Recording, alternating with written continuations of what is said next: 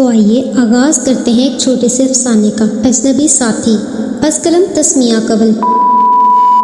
رات کے وقت وہ سمندر کنارے کھڑی پانی کو گھور رہی تھی، جیسے ان لہروں میں بہہ جانا چاہتی ہو۔ اتنے میں دور کہیں اس نے کچھ گاڑیوں کی آواز سنی اور ایک دم اپنے خیالوں سے نکلی۔ اس نے پیچھے پلٹے بغیر اپنی چادر چہرے کے آگے کی اور پاس ہی جنگلوں کی طرف بھاگنے لگی۔ وہ ان لوگوں کو جانتی تھی اور انہی سے بچ کے وہاں کھڑی تھی، اس لیے وہ مڑے بغیر اندھیرے جنگل میں پاگلوں کی طرح اندھا دھند بھاگتی جا رہی تھی۔ بھاگتے بھاگتے اس کی چپل ٹوٹ گئی اور وہ منہ کے بل گری اور اس کے منہ سے دل دہلانے والی چیخ نکلی جو ان لوگوں تک بھی پہنچی۔ انہوں نے بھی جنگل کی طرف اپنے قدم بڑھائے۔ اس نے فوراً سے خود ہی اپنے منہ پہ ہاتھ رکھا اور مزید چیخیں اپنے حلق میں واپس دھکیل لی۔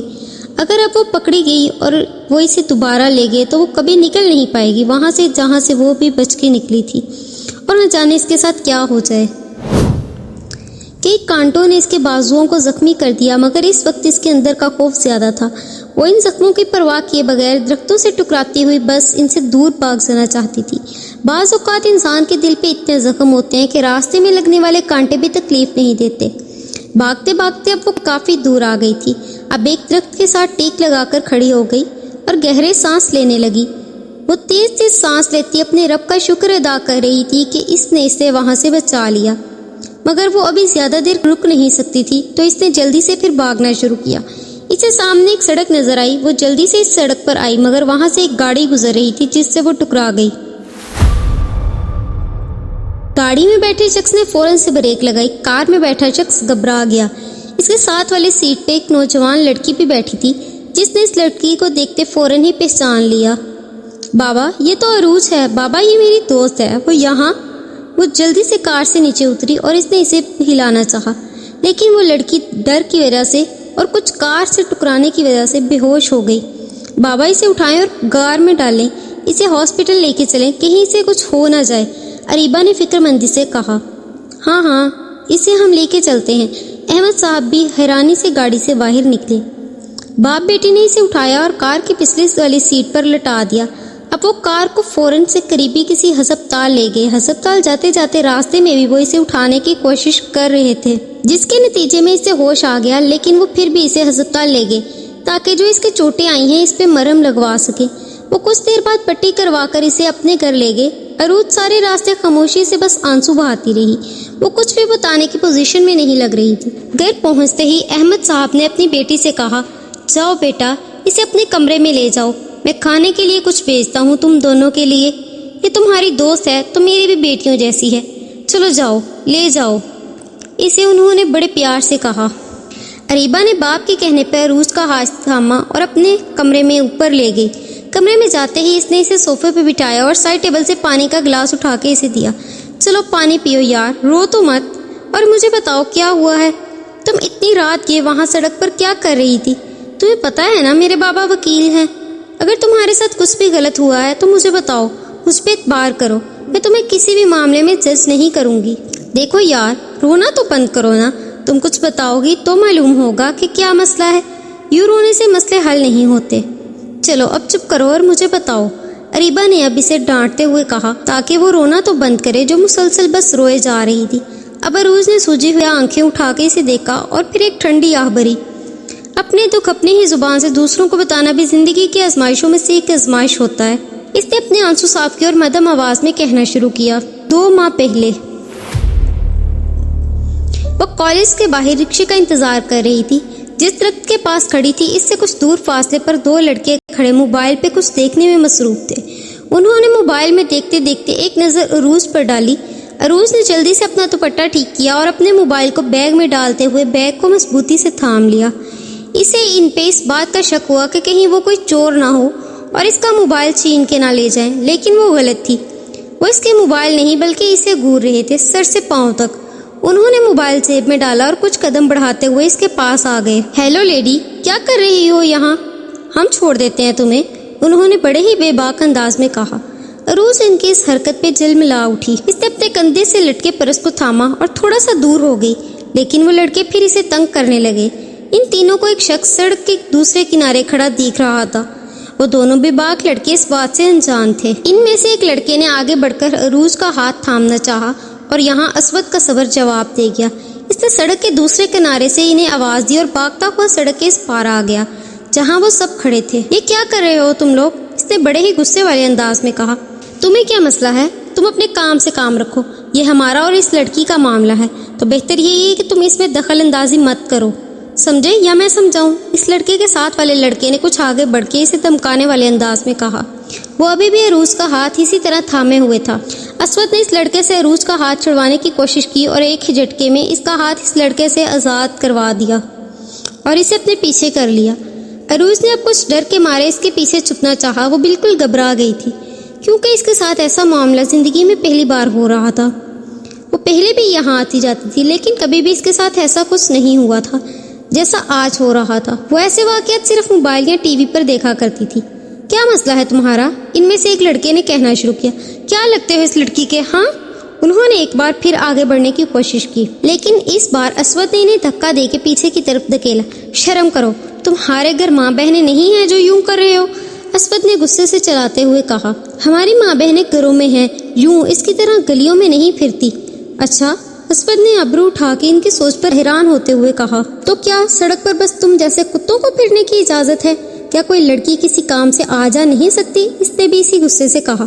اتنے میں وہاں مزید لوگ کھڑے ہونے لگے تو ان لڑکوں کو وہاں سے جانا پڑا۔ اب اسود نے عروج کی طرف دیکھا اور اس سے کہا، پلیز آپ یہاں مزید مت کھڑی ہوں، شاید آپ کی وین نہ آئے، کافی ٹائم ہو گیا ہے، آپ تھوڑا آگے چلیں، وہاں پر ایک رکشہ سٹینڈ ہے، وہاں سے آپ کوئی رکشہ لے لیجئے گا اور پھر گھر چلے جائیں۔ عروج نے خاموشی سے اس کے ساتھ چلنا شروع کیا۔ اسود اپنے دونوں ہاتھ پیچھے باندھے ادب سے چل رہا تھا اور وہ ڈری ہوئی اپنے بیگ کو پھر اسے مضبوطی سے تھامے ہوئے اپنے آپ کی کپاہٹ چھپانے کی کوشش میں اس کے ساتھ ساتھ چلنے لگی، ایسے کہ ان دونوں کے درمیان دو لوگوں کا فاصلہ تھا۔ اسود نے عروج کی گھبراہٹ کو محسوس کرتے ہوئے کہنا شروع کیا، آپ گھبرائیں مت، یہ لوگ تو بس ایسے ہی جہاں پر کسی لڑکی کو دیکھتے ہی شروع ہو جاتے ہیں، ان کی عادت ہی ایسی ہے۔ اس نے بڑی ہی بے بسی کے عالم میں کہا، ہمارے معاشرے میں پتہ نہیں کب یہ سب بدلے گا، کب لوگوں کو عقل آئے گی کہ مرد کو مرد بن کے رہنا چاہیے، کتا نہیں بننا چاہیے، جس کے ڈر سے ایک عورت سڑک پر چلتی ہوئی بھی خود کو غیر محفوظ سمجھے۔ آپ کے بار عروج نے اس کے جواب میں اپنی آواز کو مضبوط کرتے ہوئے کہا، مسئلہ یہ نہیں ہے، تو پھر کیا مسئلہ ہے؟ اسود نے کچھ حیرانی سے اس کی طرف دیکھتے ہوئے پوچھا۔ دراصل مسئلہ یہ ہے کہ انسان جو دیکھتا ہے، جو سنتا ہے اور جو پڑھتا ہے ویسا ہی کرتا ہے۔ آنکھیں روح کی کھڑکیاں ہوتی ہیں، انسان جو دیکھے گا وہی کرے گا۔ ہمیں خود کے نفس پہ قابو ہونا چاہیے، جس میں ہم ناکام ہو رہے ہیں ہمارا نفس ہم پہ حاوی ہو جاتا ہے، مسئلہ بس یہی ہے۔ اسود اس کی بات سن کر اس کی ذہانت پر داد دیے بغیر نہ رہ سکا۔ اتنے میں وہ لوگ رکشہ سٹینڈ پر پہنچ گئے۔ اس نے ایک رکشے والے کو اس کے گھر کا پتہ بتایا اور اس میں اسے بٹھا کے واپس پلٹ گیا۔ گھر پہنچتے ہی عروج نے دروازہ کھٹکھٹایا لیکن کافی بار دروازہ بجانے پر بھی کوئی اندر سے آواز نہ آئی تو وہ کچھ حیران ہوئی کیونکہ گھر میں صرف اس کے دادا جان رہتے تھے۔ اس کے ماں باپ کا انتقال ہو چکا تھا ایک کار ایکسیڈنٹ میں۔ اس نے زور زور سے دروازہ بجانا شروع کیا اور ساتھ ساتھ آوازیں بھی دینے لگی، دادا جان دروازہ کھولیں، کیا ہوا ہے؟ اس کی آواز پر ہمسایوں کے ایک لڑکے نے اس سے کہا، باجی کیا ہوا ہے؟ عروج نے بے بسی کے عالم میں اس لڑکے سے کہا، دیکھو دروازہ نہیں کھول رہے دادا جان، کہیں ان کی طبیعت تو نہیں خراب ہو گئی؟ ان کا شوگر لیول بھی کم ہو جاتا ہے، پلیز تم ایسا کرو اپنی چھت سے چڑھ کر ہماری چھت پہ جاؤ اور اندر جا کے دروازہ کھول دو، پلیز کہیں کچھ غلط تو نہیں ہو گیا؟ اس کا دل گھبرا رہا تھا، وہ پہلے ہی پریشان تھی، اب مزید ہونے لگی تھی۔ اس کے ماتھے پہ پسینہ آ رہا تھا اور وہ مزید گھبراہٹ کا شکار ہو رہی تھی اور اس نے ایک بار پھر زور سے دروازہ بجایا۔ کچھ ہی لمحے بعد اس لڑکے نے اندر سے دروازہ کھولا اور اس نے دیکھا کہ اس کے دادا جان سامنے زمین پر گرے پڑے ہیں۔ عروج تو حواس باختہ ہو گئی، وہ بھاگی اور اس نے اپنے دادا کو ہلانے کی کوشش کی۔ دادا جان اٹھیں، کیا ہوا ہے آپ کو؟ وہ پریشانی کے عالم میں انہیں آوازیں دے رہی تھی لیکن ان کا جسم بالکل ٹھنڈا پڑ چکا تھا، ہونٹ بھی بالکل نیلے ہو چکے تھے، جو اس بات کی علامت تھے کہ وہ اب اس دنیا میں نہیں رہے۔ عروج نے چلانا شروع کر دیا، وہ بالکل ٹوٹ کے رہ گئی۔ ماں باپ پہلے نہیں تھے اور اب دادا جان بھی اس طرح اسے چھوڑ کے چلے گئے۔ پہلے ہی وہ بہت پریشان تھی اور اب وہ مزید اس کا واحد سہارا اس سے چھن گیا تھا۔ وہ پھر پھوٹ پھوٹ کر رونے لگی۔ 2 ماہ بعد دادا کے مرنے کے بعد اس کا اس محلے میں رہنا مشکل ہو رہا تھا۔ لوگ بات بات پہ اسے عجیب نظروں سے دیکھتے اور عجیب طرح کے سوال کرتے۔ پتہ نہیں کیوں ہمارے معاشرے میں اگر کوئی عورت اکیلی رہ رہی ہو تو اسے غلط نظروں سے ہی دیکھا جاتا ہے۔ اب اس کی کوئی مجبوری بھی تو ہو سکتی ہے، اس کی مجبوری کو نہیں سمجھا جاتا۔ صرف اپنی گندی نظروں سے اسے پرکھا جاتا ہے، اس پہ باتیں کی جاتی ہیں، اس پہ طنز کیے جاتے ہیں اور اسے اتنا مجبور کر دیا جاتا ہے کہ وہ تنگ آ کے وہ جگہ ہی چھوڑ دے۔ اور عروج نے بھی کچھ ایسا ہی کیا۔ ان سب سے تنگ آ کر اس نے ایک ہاسٹل میں رہنا شروع کر دیا۔ وہ ایک گرلز ہاسٹل میں رہتی، دن میں جاب کرتی اور رات میں وہاں ٹھہرتی۔ ایک دن وہ گروسری اسٹور پر گروسری کا کچھ سامان لینے آئی ہوئی تھی اور ٹرالی کو دھکیلتی ہوئی ضرورت کی چیزیں اس میں رکھ رہی تھی کہ کسی نے اسے پیچھے سے آواز دی، عروج۔ عروج نے پلٹ کے دیکھا اور دیکھتے ہی حیران رہ گئی۔ سامنے پولیس وردی میں ملبوس اسود کھڑا تھا۔ وہ بہت ہی حیران کن نظروں سے اسے دیکھ رہی تھی۔ آپ یہاں اور آپ پولیس والے ہیں؟ اسے کچھ حیرت کا جھٹکا لگا۔ جی بالکل، میں ایک پولیس آفیسر ہوں۔ کیوں، میں پولیس آفیسر نہیں ہو سکتا؟ اس نے اس کی بات کو مذاق میں لیتے ہوئے کہا۔ نہیں، ایسی بات نہیں ہے، بس ویسے ہی پوچھ رہی تھی۔ کیا ہم کہیں بیٹھ کے بات کر سکتے ہیں؟ اسود نے ڈائریکٹ اپنی بات کہنا چاہا۔ کچھ دیر بعد وہ ایک ریسٹورنٹ میں بیٹھے تھے۔ اسود نے ویٹر کو ایک کپ چائے لانے کو کہا۔ تو جی، آپ کو کیا کہنا تھا؟ دراصل مجھے ٹائم پر واپس بھی جانا ہے۔ 6 بجنے والے ہیں اور 6 بجے ہاسٹل کا گیٹ بند ہو جائے گا۔ جی، میں آپ کا زیادہ وقت نہیں لوں گا۔ دراصل میں بعد میں آپ کے گھر آیا تھا اور مجھے وہاں جا کے پتہ چلا وہاں پر نہیں ہے اور آپ کے دادا کا انتقال ہو گیا ہے۔ سن کے بہت دکھ ہوا مجھے۔ اس نے اس سے تعزیت کی۔ جی بس، جو خدا کو منظور۔ اس نے بھی بڑی نرمی سے تعزیت کو قبول کیا۔ دیکھیں، میں صاف اور سیدھی بات کرنا چاہتا ہوں۔ اسود نے سیدھی بات کہنا مناسب سمجھا۔ میں 6 مہینوں کے لیے اسلام آباد جا رہا ہوں ٹریننگ پہ، تو کیا آپ تب تک میرا انتظار کر سکتی ہیں؟ عروج نے حیران ہو کے اسود کی طرف دیکھا۔ کیا مطلب یہ کہ میں آپ سے شادی کرنا چاہتا ہوں۔ میں پراپر آپ کے گھر رشتہ لے کر آؤں گا یہ سوچا تھا، لیکن اب سمجھ نہیں آ رہی تھی کہ کیا کروں، تو اس لیے میں نے آپ سے بات کرنا ضروری سمجھا۔ دیکھیں، یہ میرا کارڈ ہے۔ اس نے اپنی جیب سے ایک کارڈ نکالتے ہوئے اس کی طرف بڑھایا۔ اس پہ میرا فون نمبر ہے۔ آپ مجھے اپنی رائے بتا دیجئے گا۔ اب میں چلتا ہوں، بس مجھے اتنی ہی بات کہنی تھی، اور یہ چائے میری طرف سے آپ پی لیجئے گا، مجھے اچھا لگے گا۔ وہ مسکراتا ہوا وہاں سے چلا گیا اور وہ حیرانی سے وہاں بیٹھی اسے جاتا ہوا دیکھ رہی تھی کہ وہ شخص کون تھا۔ اسے اس وقت انتہا کی ضرورت تھی ایک ایسے شخص کی جو اس کا سہارا بن سکے، کیونکہ وہ بالکل تنہا ہو چکی تھی، بالکل اسی وقت جب اسے سمجھ نہیں آ رہی تھی کہ وہ کس پہ بھروسہ کرے اور کس پہ نہ۔ لیکن اس کے دل نے کہا اس وقت اسے اسود پر بھروسہ کرنا چاہیے، کیونکہ اس نے ایک بار پہلے بھی اس پر بھروسہ کیا تھا۔ وہ بہت ہی خوش ہوئی کہ اسے اب مزید اس ہاسٹل میں نہیں رہنا پڑے گا اور اس کی جان چھوٹ جائے گی ان سب مشکلات سے۔ لیکن وہ اس بات سے بھی خبر تھی کہ ساتھ والے ٹیبل پر وہی 2 شخص بیٹھے ہوئے تھے جن کے ساتھ اس کا اس روز جھگڑا ہوا تھا اور اسود نے اسے بچایا تھا۔ کچھ دیر میں وہ چائے مکمل کر کے اپنا بیگ اٹھاتی ہوئی ریسٹورنٹ سے باہر نکلی ہی تھی کہ اس کے پیچھے وہ دونوں بھی نکلے۔ اب وہ اپنا سامان اٹھائے سڑک تک آئی کہ اب وہ ہاسٹل واپس جا سکے، کیونکہ ٹائم بھی کافی ہو چکا تھا۔ مغرب ہونے والی تھی۔ سردیوں کا دن تھا، جیسے سردیوں میں جلدی مغرب ہو جاتی ہے۔ اس وقت بھی لگ بھگ اذانیں ہونے والی تھی کہ اس نے اپنے پیچھے کسی کی نظروں کو محسوس کیا اور اس نے پیچھے پلٹ کے دیکھا۔ جیسے ہی وہ پیچھے پلٹی، اس کے ہاتھ میں موجود سامان گر گیا اور ان دونوں شخص نے فوراً سے اس کے منہ پر ہاتھ رکھ دیا اور اسے گھسیٹتے ہوئے تھوڑی سی چھوٹی گلی میں لے گئے۔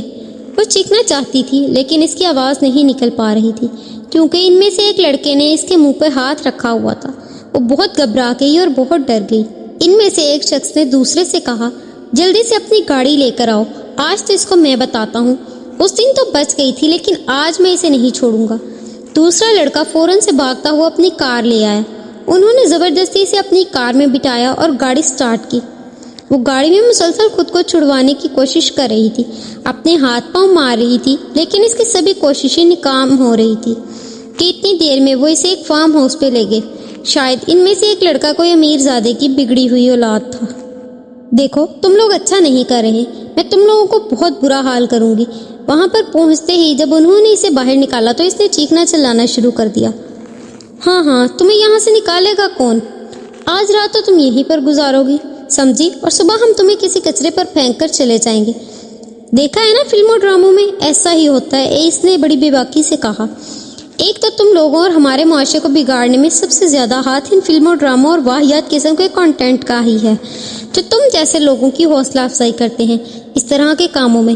اچھا چلو بس کرو، تمہاری تقریر سننے کے لیے نہیں تمہیں یہاں لائے، اپنا منہ بند رکھو اور چلو میرے ساتھ۔ وہ اسے گھسیٹتا ہوا اس فارم ہاؤس میں لے گیا۔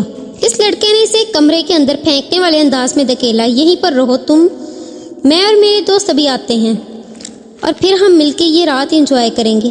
وہ اسے ہوس بھری نظروں سے گھورتا ہوا وہاں چھوڑ کر واپس پلٹا۔ عروج نے ڈر کے مارے جلدی سے ادھر ادھر دیکھا اور یہاں سے نکلنے کی ترکیب سوچنے لگی۔ اگر وہ یہاں سے نہ نکلی تو نہ جانے اس کے ساتھ کیا ہو جائے گا، اور وہ اگر اسے یہیں پر کہیں مار کے پھینک بھی دیں تو اس کے پیچھے کوئی بھی نہیں ہوگا جو اس کا پتہ کر سکے، کیونکہ اسود بھی تو کچھ مہینوں کے لیے اب یہاں پر نہیں ہوگا جو اس کا پتہ پوچھے گا۔ اس نے جلدی سے دیکھا، پردہ سائڈ پہ کیا اور اسے وہاں پر ایک کھڑکی نظر آئی، لیکن وہ کھڑکی لاک تھی۔ اسے اب سمجھ نہیں آ رہی تھی کہ وہ کیا کرے، اس کا لاک کیسے کھولے اور یہ کیسے کھلے گی۔ اس نے سب سے پہلے دروازے کو اندر سے لاک کیا تاکہ باہر سے کوئی اندر نہ آ سکے۔ دوپٹہ اس کا راستے میں ہی کہیں گر گیا تھا تو اس نے بیڈ کی ہی چادر کو اٹھایا، اپنے گرد لپیٹا اور کمرے میں موجود چھوٹے سے سٹول کو اس شیشے کی کھڑکی پہ دے مارا۔ ایک دم سے کانچ کے ٹکڑے بکھر گئے اور یہ آواز باہر بھی گئی۔ انہوں نے فوراً سے باغ کے اندر آنے کی کوشش کی، لیکن کمرہ اندر سے لاک ہونے کی وجہ سے وہ اندر نہیں آ سکے۔ اتنے میں باہر کافی اندھیرا ہو چکا تھا۔ اس نے اپنے رب کو یاد کیا اور اس کھڑکی سے چھلانگ لگا دی۔ نیچے چھوٹی چھوٹی کیاریاں اور چھوٹے چھوٹے پودے لگے ہوئے تھے جن کے اوپر جا کر وہ گری، جس سے اس کے پاؤں بے حد زخمی ہو گئے، لیکن اس نے ہار نہیں مانی، وہ وہاں سے بھاگ گئی۔ گیٹ پر ایک چوکی دار تھا، وہ گیٹ کے راستے وہاں سے نہیں جا سکتی تھی۔ اس نے پلٹ کر فارم ہاؤس کے پچھلے دروازے کی طرف دیکھنے کی کوشش کی کہ شاید وہاں پر اسے کوئی راستہ مل جائے۔ جیسے ہی وہ پیچھے گئی وہاں سے پر اسے ایک چھوٹا سا دروازہ نظر آیا۔ اس نے فوراً سے اسے دھکیلا اور وہ کھلتا چلا گیا۔ اس سے اس وقت اپنے دادا کے وہ لفظ یاد آئے جو وہ اس سے بچپن میں کہا کرتے تھے، بیٹا اگر انسان اپنے رب کا خوف کرے اور گناہوں سے بچنے کی کوشش کرے تو اللہ پاک اس کے لیے راستے خود بخود کھول دیتا ہے۔ بس ہمیں اپنے رب پہ یقین رکھنا چاہیے کہ وہ ہمیں ہر حال میں تنہا نہیں چھوڑے گا۔ اس نے اندھا دھند بھاگنا شروع کر دیا۔ دور کہیں سمندر کا شور اسے سنائی دیا تو اسے معلوم ہوا کہ وہ ساحل سمندر پر کہیں ہے۔ اس نے سمندر کی آواز کا پیچھا کرتے اس کی طرف بھاگنا شروع کیا اور بھاگتے بھاگتے بالآخر وہ سمندر کے پاس پہنچ گئی۔ وہاں پر کھڑی پانی کو دیکھنے لگی۔ اس کا دل چاہ رہا تھا کہ وہ یہیں پر ڈوب کے مر جائے، کم از کم اس کی عزت تو محفوظ رہ جائے گی، لیکن خدا کا خوف اس کے دل پہ حاوی تھا۔ حرام موت وہ مرنا نہیں چاہتی تھی، اسے اپنے رب پہ یقین تھا۔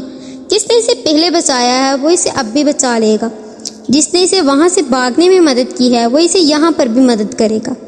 بالآخر وہ لوگ اپنے کار سمیت اس کا پیچھا کرتے ہوئے وہاں پر بھی پہنچ گئے۔ اس نے فوراً ساتھ ہی جنگل کی طرف بھاگنا شروع کر دیا۔ موجودہ وقت اریبہ کو اس کی باتیں سن کر اس پر بہت ہی ترس آیا کہ اس نے کس طرح خود کو اتنی مشکل حالات میں بچایا ہے۔ اس نے اسے دلاسا دیا کہ اسے ڈرنے کی کوئی ضرورت نہیں ہے، اب وہ بالکل محفوظ جگہ پر ہے اور اسے اب کسی ہاسٹل میں رہنے کی بھی کوئی ضرورت نہیں، وہ بھی اسے اپنے ساتھ یہیں رکھے گی۔ اور ایک آخری بات ہے روز، تمہیں فکر کرنے کی کوئی ضرورت نہیں ہے، ہم کل ہی ان کے خلاف FIR درج کروائیں گے اور انہیں کڑی سے کڑی سزا دلائیں گے، ٹھیک ہے؟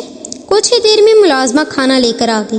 اس نے اسے کھانا کھلایا اور پھر وہ دونوں سونے کے لیے لیٹ گئیں۔ 6 ماہ بعد وہ شام اریبہ اپنے باپ کے ساتھ عدالت سے لوٹی تھی، کیونکہ وہ بھی اپنے باپ کی طرح ایک وکیل بن رہی تھی۔ عروج بھی ابھی جاب سے گھر آئی ہی تھی کہ اریبہ نے عروج کو بتایا، آج میرا بھائی آ رہا ہے اسلام آباد سے۔ عروج کو کچھ حیرت کا جھٹکا لگا، مگر تمہارا تو کوئی بھائی تھا ہی نہیں، تو وہ کون ہے؟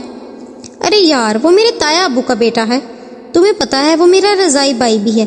تایا کے انتقال کے بعد وہ ہمارے ساتھ ہی رہتا تھا اور کچھ مہینے پہلے وہ اسلام آباد اپنی پولیس ٹریننگ کے لیے گیا تھا، تو آج وہ واپس آ رہا ہے، یہی رہتا ہے وہ ہمارے ساتھ ہی، تو آج کھانے میں اس کے من پسند چیزیں بنائیں گے۔ میں بھی منہ ہاتھ دھو لیتی ہوں، تم بھی جلدی سے فریش ہو جاؤ اور پھر ہم دونوں مل کے اچھے سے ڈنر تیار کریں گے۔ نام کیا ہے اس کا؟ عروج نے اپنی حیرت چھپاتے ہوئے اس سے اس کا نام پوچھا۔ اسود۔ اریبہ نے جوش سے اسے کہا، یہ مت کہنا کہ تم اسود نامی کسی شخص کو جانتی نہیں ہو، میری اس سے بات ہو چکی ہے، تمہیں پسند کرتا ہے نا وہ۔ اور ایک تازہ خبر، اس نے خوشی اور جوش سے ملے ہوئے جذبات سے اسے کہا، تم دونوں کی شادی کی بات بھی کی ہے اس نے بابا سے، اور بابا کو کوئی اعتراض بھی نہیں، وہ جب آئے گا تو 1 مہینے کے اندر اندر تم دونوں کی شادی کر دی جائے گی۔ عروج اس کی بات پہ شرماتی ہوئی اپنے تمت بالخیر افسانہ مکمل ہوا۔ آپ کو بتائیں آج کی کہانی آپ کو پسند آئی؟ اگر پسند آئی تو اسے لائک کرنا، کمنٹ کرنا اور شیئر کرنا مت بھولیے، اور کتاب ایرا کو سبسکرائب کر کے رکھ لیجیے۔